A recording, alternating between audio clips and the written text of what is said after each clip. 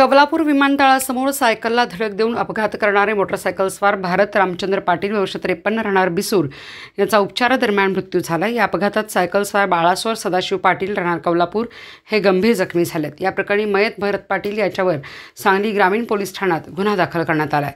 पोलिसांनी दिलेली माहिती अशी की 3 एप्रिल रोजी रात्री 8:30 वाजण्याच्या सुमारास मयत भारत पाटील हे त्यांच्या ताब्यातील स्प्लेंडर मोटरसायकल नंबर MH10AB 1422 वरून बुधगाव ते कबलापूर रोडवरून जात असताना कबलापूर येथील नियोजित विमानतळासमोर डेंटल कॉलेजकडे जाणाऱ्या रोडच्या कॉर्नरवर मोटरसायकल बेदरकारपणे हायगईने रस्त्याच्या परिस्थितीकडे दुर्लक्ष करून चालवून समोरून येणाऱ्या सायकलस्वार बाळासाहेब पाटील यांना पाठीमागून जोराची धडक दिली।